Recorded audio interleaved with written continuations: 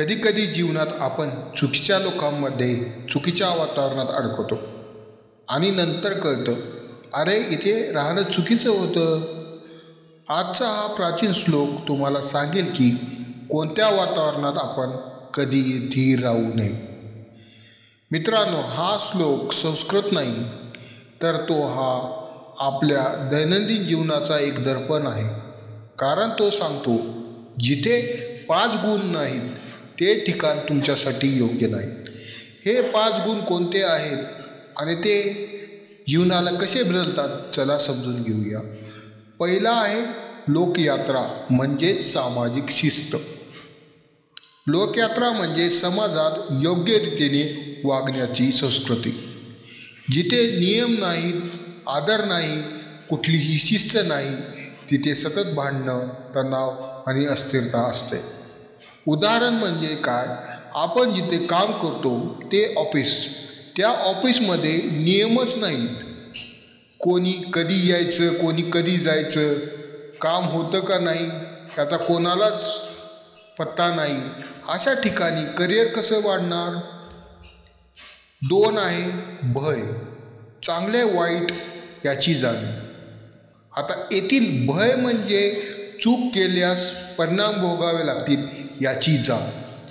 जिथे माणसांना कोणाचंही भय नाही, ना कायद्याचं ना समाजाचं, तिथे गुन्हेगारी, स्वार्थ आणि गैरव्यवहार वाढतात. अशा वातावरण तुम्हाला मानसिकदृष्ट्या थकवते. म्हणून अशा वातावरणात माणसांनी राहणं टाळावे. 3 नंबर आहे लज्जा. लज्जा म्हणजे नैतिकता टिकवणारी शक्ती. लाज नसलेला माणूस काहीही करू शकतो. खोटं बोलेल, फसवेल, स्वतःसाठी कुठल्याही परिस्थितीला जाईल. अशा लोकांशी संबंध ठेवल्यास त्रास तुम्हालाच होतो. लज्जा ही चुकीकडून वळवणारी नैतिक ताकद आहे.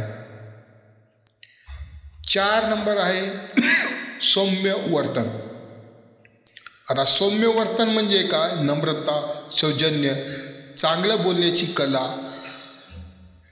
तर जिथे लोक उद्धट, अहंकारी आणि कठोर असतात तिथे संबंध टिकत नाही. ना मैत्री, ना नोकरी, ना कुटुंब. 5 नंबर आहे त्यागशीलता, स्वार्थ नसलेली माणुसकी. त्याग म्हणजे तुम्ही मोठी गोष्ट द्यावी अशी नाही. एखाद्याला वेळ देणे, मदत करणे, सहकार्य करणेच ही त्यागच. जिथे सगळे स्वार्थी असतात तिथे मैत्री व्यवहार बनते. ते वातावरण विषारी होतं. आता आपण एक उदाहरण पाहू. राम नावाचा तरुण एका ठिकाणी नोकरीसाठी गेला. तिथे लोकांमध्ये ना शिस्त, ना आदर, ना एकमेकाला मदत करण्याची इच्छा. रामला रोज तणाव, चिडचिड आणि असुरक्षितता वाटू लागली. शेवटी त्याने नोकरी बदलली आणि त्याची प्रगती दुप्पट वेगाने झाली. कारण योग्य ठिकाण, योग्य लोक जीवन बदलतात. ते हे 5 गुण नसतात ते ठिकाण तुमच्या जीवनासाठी योग्य नाही. लोकयात्रा, भय, लज्जा, दाक्षिण्य आणि त्यागशीलता अशा लोकांपासून दूर राहा. योग्य वातावरण निवडा आणि तुमचे जीवन स्वच्छ, शांत आणि यशस्वी बनवा.